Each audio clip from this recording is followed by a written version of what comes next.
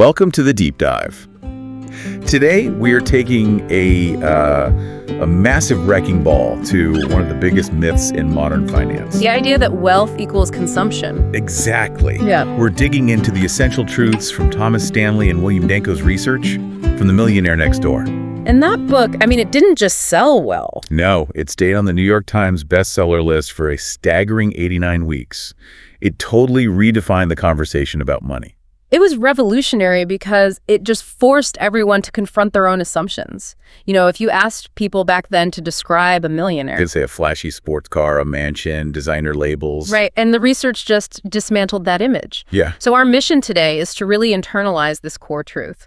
We're defining wealth as net worth. $1 million or more in financial assets. And that's it. It's the result of discipline, not the price tag of a high-end lifestyle. And when the authors actually gathered the data on these true American millionaires, the profile that emerged was surprisingly humble. We aren't talking about the super rich here. We're talking about the people who quietly, effectively, got to that $1 million net worth mark. And that prototypical individual is often a self-employed male, usually around 57 years old, and typically with 3 kids. And let's talk income versus assets, because this is where it really clicks. This is the difference between having a high income and having genuine wealth. Well, the typical annual household income for this group is about $131,000. Which is comfortable for sure, but it's not, oligarch status. Not at all. But their median net worth is sitting at a very robust $1.6 million. $1.6 million. And here's the fact that should just stick with you.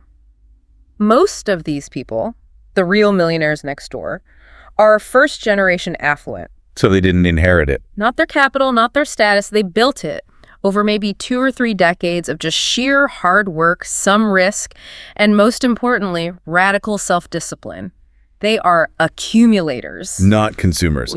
Okay, so if $131,000 is the typical income, how does one person turn that into $1.6 million in assets while another person earning the same is just living paycheck to paycheck? That's the question. And the research gave us this critical, powerful, and actually really simple tool for measuring that efficiency. The formula. The formula. They created a way to estimate your expected net worth based on 2 things you can control: your age and your income. So the calculation is your age. Yep, your age multiplied by your pre-tax annual income, and then you divide that whole thing by 10. Okay, so let's say you're 40, earning $150,000 a year. Your expected net worth should be around $600,000. Right. And if your actual net worth is way higher than that, you're a really efficient accumulator. If it's a lot lower, you've got a problem. You've got a problem. And this lets them define 2 very, very different groups of people. The PAWs and the UAWs. Precisely. Those who build substantial wealth compared to their income are the prodigious accumulators of wealth.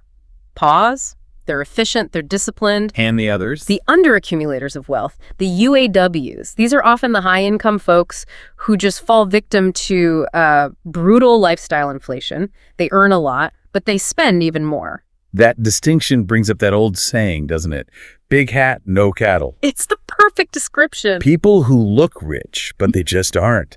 The executive with the least luxury car and the status watch, run the numbers on him, and he's probably a hardcore UAW. And the research backs that up completely. The person driving the older, modest car and wearing practical clothes, maybe the owner of a small local business, that's often the real millionaire, the PAW. They see wealth as something to be grown. Yes. While the UAW sees high income as permission to just consume, they're chasing status signals instead of financial security, and eventually that always catches up to them. So that focus on assets over appearance makes frugality. It's the most important principle, isn't it? It is the cornerstone. Frugality is the foundation of wealth building, and it's the complete opposite of how the media portrays rich people. I love that story from the book about when the authors tried to interview some decamillionaires. Oh, yeah. To set the mood, they laid out this lavish spread. Gourmet food, vintage wines. All the high status stuff. All of it.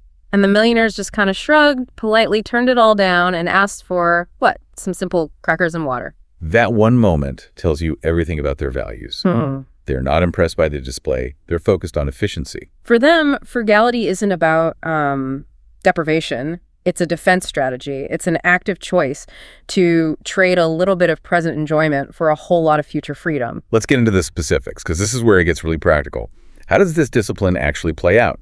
Take clothing. Right. Millionaires spend so much less on clothes than people think. The book talks about successful guys like Johnny Lucas, who just dresses simply. Well, if your goal is building a business, why would you waste capital on fashion trends that disappear in a year? And you see that same defensive strategy with the single biggest expense for most people, housing. They live well below their means. Way below. They're buying a modest, affordable home, or maybe a practical place in a neighborhood that's on the way up, instead of, say, renting a high-status luxury apartment downtown. You minimize those carrying costs, the mortgage, taxes, insurance, and suddenly you've freed up all this capital to invest. And then there's the cars. This is the one that really shocks people. It's the ultimate status symbol, we're told. You've made it when you have the luxury brand car. But the data says the exact opposite. It really does. I mean, it's hard to resist that cultural pressure, but the facts are clear. About 81% of millionaires purchase their cars. They don't lease them. Never. Leasing is a classic UAW move.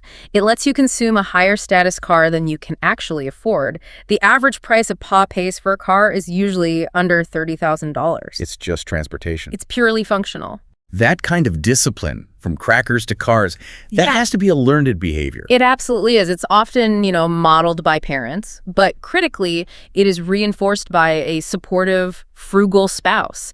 You just can't build this kind of net worth if one person is saving and the other is spending like crazy. The commitment has to be shared. Across the entire household. It's a team sport. So if frugality is the defense, then proactive management must be the offense. Let's shift from just controlling spending to actively, managing and growing what you have. That's a key distinction, and the sources have hard data on it. PAs spend almost double the number of hours per month actually planning their financial investments compared to UAWs. Double. We're talking about 100.8 hours per year for a PA versus just 55.2 for UAW. So the PA treats wealth management like a second job. An essential high-value side job. And because they're spending those 100-plus hours doing the research, they become knowledgeable. They don't have to rely on expensive and often conflicted outside advice. This is perfectly shown in that case study of the two doctors, Dr. North and Dr. South. A classic comparison. Dr. South is a high-income surgeon, earns a great living, but he is a textbook UAW. He's got severe financial insecurity. Why? He relies on outside advisors, blindly trusts their schemes, and it's led to big investment losses. He's always worrying about taxes, about debt. He's paralyzed. Whereas Dr. North, who's also a high-income professional. Dr. North is a PA. He has a robust, growing net worth because he maintains strict personal budgets and prudent management. He handles things completely differently. How so? Dr. North spends the time. He makes independent, research-based investment decisions. He sees taxes as just a cost of doing business, part of the budget, not some external threat he needs to fight with high-fee schemes. His net worth is a direct result of the hours he puts in. Exactly. Hours spent reading, understanding the market, and making careful long-term choices, free from the pressure of some high-commission broker. What's so fascinating is that the high income is almost irrelevant if the mindset is wrong. It all comes back to motive. It does. They interviewed a guy, Mr. Allen, who they called a super PA. Right. He accumulated extreme wealth and famously turned down a Rolls Royce that someone tried to give me. He just saw it as baggage. And Mr. Allen gave the ultimate summary of the PA philosophy. It's a quote that really sticks with you. What was it? He said, "If your goal is to become financially secure, you'll likely attain it. But if your motive is to make money to spend on the good life, you're never going to make it." The goal has to be freedom, not stuff. That's it. Financial freedom, not just the power to buy consumer goods. This idea of self-reliance brings us to a really interesting topic, one that touches on family. The financial support trap for adult kids. Economic outpatient care, EOC. EOC. That's the substantial financial support cash gifts, paying their bills, that wealthy parents often give to their adult children. And the intention is almost always loving, but the outcome can be so damaging to their kids' long-term wealth. How so? EOC creates this powerful facade of affluence. The kids are living a lifestyle they absolutely cannot sustain on their own, like the example of Mary and Lamar. They send their kids to private school, live this luxurious life. But their own household income is really low. They're completely dependent on these massive annual cash gifts from Mary's parents just to keep up appearances. So that reliance, it just cripples their motivation, their ability to budget for themselves. Of course. Because they're always bailed out, they never develop the financial survival skills they need to become paws themselves. That is the core finding, isn't it? The book contrasted two people. Right. Josh, an attorney with a high income who got regular EOC, and Henry, a school teacher with a much lower income who got none. And despite the salary difference. The frugal teacher, Henry, had a higher net worth because he was forced to learn self-reliance. He had to learn budgeting, discipline. Joe just learned that when things get tough, mom and dad write a check. And the interesting thing is that the parents who give all that EOC, they often end up with less wealth themselves. It jeopardizes their own retirement because they're constantly subsidizing their adult kids' consumption. The lesson is crucial. The best gift you can give is education or capital. Teach your children how to fish. Don't just give them the fish. Instilling discipline, that's the real legacy. Okay, let's pivot to the professional side. If we want to become paws, what kind of careers or niches actually lead to accumulation? Where do these quiet millionaires work? Well, the data is overwhelming on this. It champions self-employment. Really? Self-employed people are 4 times more likely to be millionaires than people who work for others. They make up 2/3 of the wealthy population, but they're only 20% of the workforce. And why is that? It's about control. You control your income stream, you control your expenses, and you have more options to minimize taxes and maximize investment. When people think self-employed success, they probably jump to, I don't know, tech startups or finance. The glamorous stuff. And the research makes it absolutely clear that you cannot predict millionaire status by industry alone. That's a huge point. The type of business is secondary to the person's characteristics. Frugality, conscientious investing, and just running a profitable operation. The real gold mine is often in what the authors called dull, normal businesses. Dull, normal businesses. I love that term. What does that actually mean? It means owning a business in an industry that is essential but completely unglamorous. Like what? Think of mobile welders, owners of commercial cleaning services, successful stamp dealers, garbage haulers. Things nobody dreams of doing as a kid. Exactly. These businesses often require less initial capital, they attract less competition, and they have steady, reliable demand that's often recession-resistant. So the owners just run them frugally, take care of their clients. And they steadily siphon the profits into prudent investments year after year after year. It's not about finding the industry that makes you famous, it's about finding the niche that makes you steady money. We even see this when the wealthy advise their own kids on careers, right? We do. Affluent parents often encourage their kids to pursue self-employed professional careers. Law, medicine, specialized consulting. Why those specifically? Because professional service firms tend to be highly profitable, and your intellectual capital, your knowledge, is seen as portable and secure. You don't need a massive factory or inventory. But even there, success still comes down to the same principles. Beginning and ending with discipline.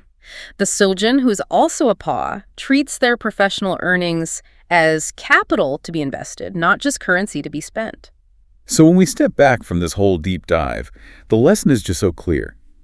True wealth is defined by the assets you accumulate, your net worth, not the lifestyle you consume. The Millionaire Next Door is part of this quiet secret society of financial efficiency. Living defensively, budgeting meticulously, and just prioritizing freedom over any kind of visible status. And that leads to a final sort of provocative thought for you to consider. We know that UAWs and other high-income earners often pay a greater percentage of their earnings in taxes. Because they're maximizing their realized income. High salaries, high consumption. Exactly.